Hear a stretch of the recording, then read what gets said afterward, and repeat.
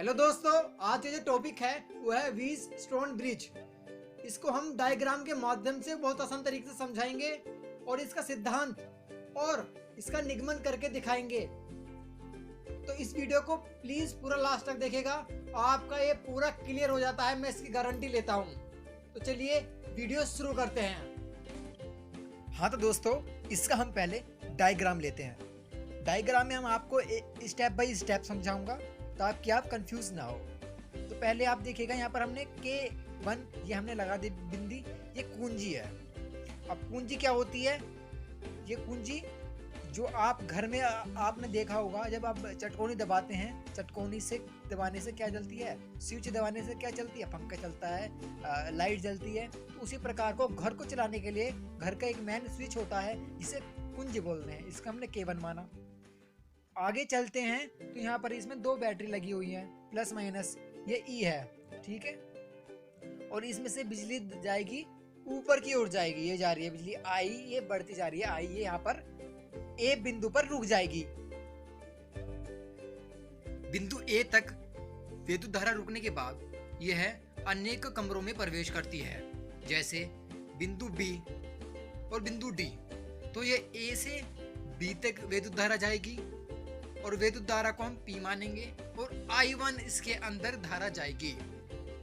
उसी प्रकार A से I2 धारा D तक जाएगी, जिसे हम R धारा मान लेते हैं। तो इससे हमें क्या पता लगता है कि बिंदु A से दो कमरों में बिजली यानी विद्युत धारा जा चुकी है। अब बिंदु B से C तक वहां से दोबारा विद्युत धारा जाएगी, जो I1 होगी। I1 ही चल रही है वाली, ऊपर वाली, ठीक है। और इसकी जो विद्युत धारा, कमरे की जो बिजली है, विद्युत धारा है, वो Q होगी। उसी प्रकार D से C तक I2 विद्युत धारा जाएगी, जो इस कमरे की बिजली यानी विद्युत धारा S कहलाएगी।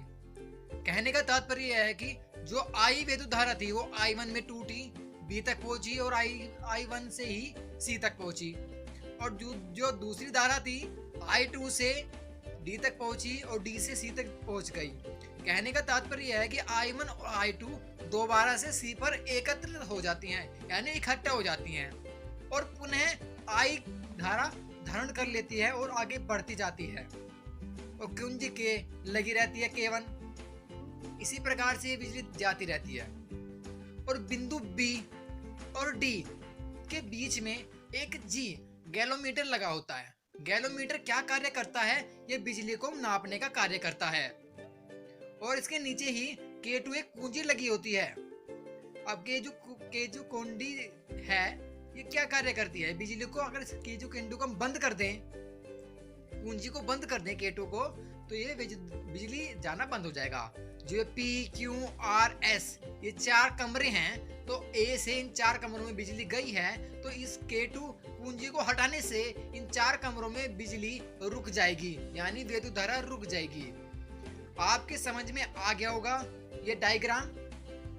अब इस डायग्राम को हम साइड में कर देते हैं और इसका सिद्धांत समझते हैं। जिस तरह हमने डायग्राम बनाया है उसी प्रकार हम लिखते जाएंगे, कुछ रटने की जरूरत नहीं है। इसमें चार प्रतिरोध PQRS को श्रेणी क्रम में जोड़ते हैं। तो इसमें आपको दिख रहा होगा PQRS, इनको हमने क्या जोड़ा है? श्रेणी क्रम में जोड़ा है। इनको श्रेणी क्रम में जोड़ते हैं और चतुर्भुज ABCD की रचना करते हैं। तो इसमें त्रिभुज दिख रहा होगा, चतुर्भुज दिख रहा होगा, ABCD।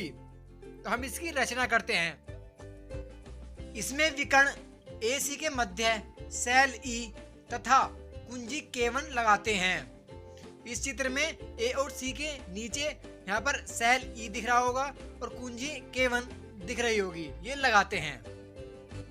जबकि विकर्ण BD के मध्य धारामापी G और कुंजी K2 लगाते हैं। तो BD के मध्य क्या है? हमारा G लगा हुआ है और K2 कुंजी लगी हुई है। और P/Q बराबर R/S होगा। वो क्यों होगा? क्योंकि P और Q में दोनों में I धारा बह रही है, तो P को Q के क्या रख देंगे? अपॉन में रख देंगे, बराबर R और S में I2 धारा बह रही है तो R अपॉन S होगा। आपके समझ में आ गया होगा। अब चलिए हम इस सूत्र का निगमन करके दिखाते हैं कि P अपॉन Q बराबर R अपॉन S कैसे आया। इसका हम अब निगमन करते हैं। इसमें हम त्रिभुज ABDA, ये वाला ABDA लेंगे। इसमें आपको दिख रहा होगा जो I धारा थी वो P की ओर B की ओर बढ़ी, I1 हो गई, इधर I2 हो गई थी। तो कहने का तात्पर्य यह है कि I1 और ये P बराबर होंगे I2 R के। समझ में आया? अब इसको हम मान लेते हैं समीकरण 1। अब दूसरा त्रिभुज लेते हैं BCDB, ये BCDB। इसमें I1Q, तो हम लिख देंगे I1Q बराबर होगा I2S के, हम लिख देंगे I2S। समीकरण 2 मान लेंगे। अब समीकरण 1 और 2 को भाग दे देंगे तो क्या हो जाएगा, IP अपॉन I1Q बराबर I2R बटे I2S। I1 से I1 कट जाएगा, I2 से I2 कट जाएगा, तो हमारा बचेगा P अपॉन Q बराबर R अपॉन S। ये हमने इस सूत्र का निगमन कर दिया। आई होप गाइस आपके समझ में आया होगा। आपके समझ में आया तो प्लीज़ वीडियो को लाइक करिएगा। इस चैनल पर पहली बार हैं तो सब्सक्राइब करिएगा, क्योंकि इस टाइप का एनिमेशन वीडियो बनाने में बहुत ज़्यादा समय लगता है। तो प्लीज़ लाइक कर दीजिएगा ताकि मैं इस टाइप की वीडियो बना सकूँ। तब तक के लिए टाटा, सी यू, बाय बाय।